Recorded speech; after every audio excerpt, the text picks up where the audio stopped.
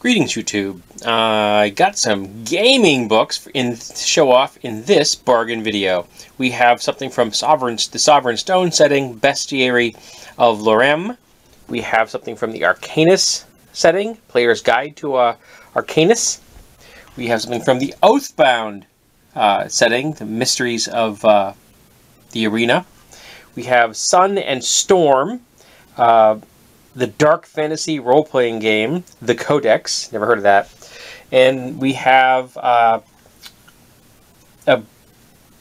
Torg Space Gods and Cyworld The Hammer Shell Strike and Madness in Freeport.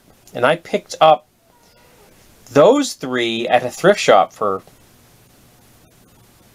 I think, $2 a piece if you average out the cost. So that was kind of cool. And these over here I got for, I think I paid a total of like $50. There may be one missing. I have to dig around. I may have one in another room. Sorry. I also picked up a Tomahawk, a comic book, which has a wonderful style. I thought that was quite cool. I'd never heard of it. I bought it blind. We have the Doctor Who Visual Dictionary. My wife and I have been kind of getting into the new Who a little bit, and so I thought that might be interesting to look at. Metal Techniques for Craftsmen, and this was originally printed in '68, and it's in pretty good shape, and it covers a lot of metal crafting techniques and things, so I thought that might be useful to me, and it's just a nice reference. I like the look and the feel, and the author, Opie Untracht. I have no idea. I haven't read this at all, so I have no idea where this author is from. And I have like way too many role-playing books in this particular video and videos. So I'm going to have another section that's going to have more books, and then we'll get into the films and such. Next we have Meetings with Remarkable Women, Buddhist Teachings in America. My wife has been getting into Buddhism. The Natural History of Unnatural Things, which I thought was both a cool cover and an interesting topic. Good Stuff, Reminiscences of My Father, Cary Grant by Jennifer Grant. In Ruins, which is a book discussing ruins and using them as a lens for looking at the future. The Legend of Kung Fu, which is a very strange boxing format, because they're two discs like that. A little weird. We have Brave, which I got the collector's edition. Dun, dun, dun. We have Boss Baby, which we both thought was very cute. Transylvania 65000, which is not good. That it had a lot of people doing that are just, they were great comedians in their own right, and they're all kinds of goofing off. And like there's one scene in a kitchen where the director just said, cut fruit, and serve. And the two actors, other than that, were allowed to do anything they wanted to. So it was quite interesting. The second volume of Animaniacs. I bought this new, but it was only $7.50. It's the Great Train Robbery. And I bought it for the commentary track. I can remember seeing this many years ago, probably on cable. And it was, I quite enjoyed it. The Hunchback of Notre Dame. Impromptu, which is a film I found a recommendation on Metafilter, so I went and picked up a copy. The Three Caballeros. Will Smith's Hitch, which is I've never seen. Planet 51, which I don't expect to be good, but I still like to watch it. The Godfather DVD collection, which I think I paid $1 or $2 for that. Warner Brothers Home Entertainment Academy Awards Animation Collection. So there's 15 award-winning cartoons in there. The Circle with Emma Watson and Tom Hanks. That didn't do well, but I thought I'd give it a view anyway. Street Fighter, which I bought because Raul Julia. And it was never opened. I paid $1 for it at an estate sale. The Cheap Detective, Mortal Kombat, and War Games, which has a pretty decent commentary track. We quite enjoyed it.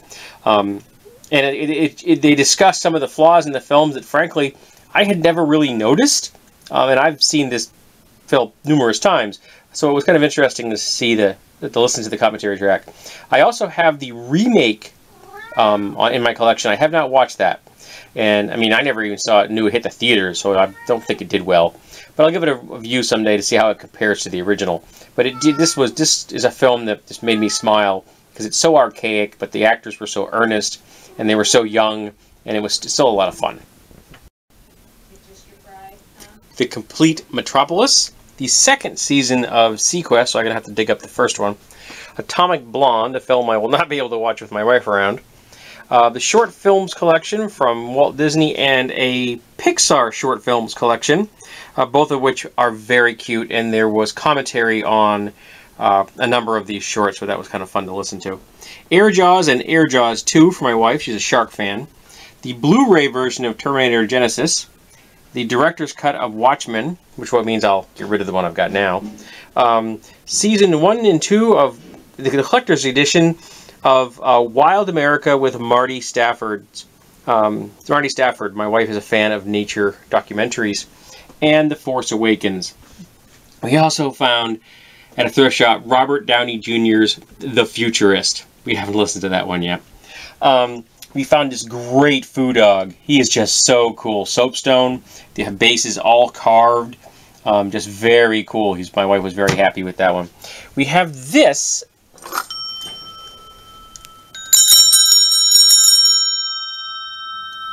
Which is apparently from the Catholic Church. It was used by altar boys. Like, when they're walking into the church. And we only paid 30 bucks for it. It's in really nice shape. It makes a great sound. Solid brass all the way through. And online they're worth a whole lot more, so I was kind of happy about that. I have a couple of flashlights. This is a Rayovac, and this is I don't know what brand this is yet. This one says it's waterproof. I'm going to find that out. This one I know works, this one I hadn't tried yet. I didn't pay a whole lot of money for that. I paid $2 for this. I got a mount, which I'm going to see if it will work with this one or not. And if it doesn't, I'll just use it with another flashlight. I want to put that in my shop. We have this bell. It's a really nice sound. It's got a decent patina. And it's just really cool. And then the leather strap is all original. I only paid 10 bucks for that, so that was kind of nice. We have a Star Wars Fidget Cube, which is just so cool. This is a cork or wine stopper. It has a thread here. I'm going to see if I can use that for a weapons build or something, because it comes to a really nice point. And we have my very first sonic screwdriver, or otherwise known as a magic wand. We have a Leatherman rebar, which I only paid $7 for. I'm going to do a review with it, then I'm going to give it away as a gift. And we have this ceramic fish. And you'll notice this in the middle, which is a suction cup, which you push down, and you get it to clamp. It's hard to do with one hand. There we go. And it will actually produce quite a bit of suction. It'll pick the entire tray up. So that's kind of cool. You have to keep the suction on it, so if you just let it go, it's going to lose suction. But I picked that up for a song on an estate sale. We're almost done. One more section. My wife got a Japanese print on silk. We picked that up for 10 bucks. We got this, which I thought was really quite clever, using a snowman design to create a Halloween costume. The only difference is that you have to change the hat and the printing. I mean, obviously the color, but we didn't pay a lot of money for this, and it works. We paid like $7 for this, and it works. So it'll be a nice little decoration and for the Halloween porch when we give out candy to the kitties. I finally got a chance to try out some 511 tactical cargo pants, and I only paid $3 for these, so well worth the try. See if I like them.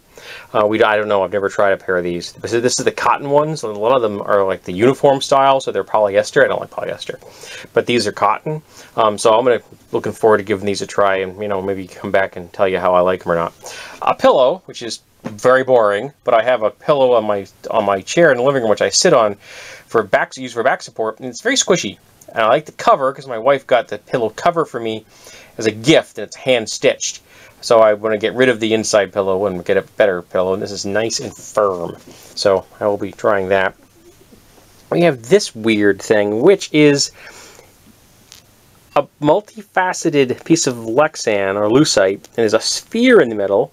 And you can see how it was made. There's a little cylinder in there, and it's got two very tiny dice to shake, and you can read them, kind of, sort of, because they're landing on a sphere, so they're not perfect. I rolled an 8, but I thought that was kind of funny. I got a bronze cat because I just thought he was cute. I don't know what he's for, because he kind of looks like a ring holder, but maybe not a ring holder. I'm not positive. I don't know if this ended up in a video or not, but this is a set of a roller. This one's flat, and this one has got a slight curve to it for rolling things and doing crafting and stuff, or laying down linoleum and things like that. And it's ridiculously well built. It's got a really nice heft to it. And I was like, wow, that's a nice roller. So I picked that up. And this is a 78-inch level, which was formerly owned by a guy named Mad Dog, which just makes it better.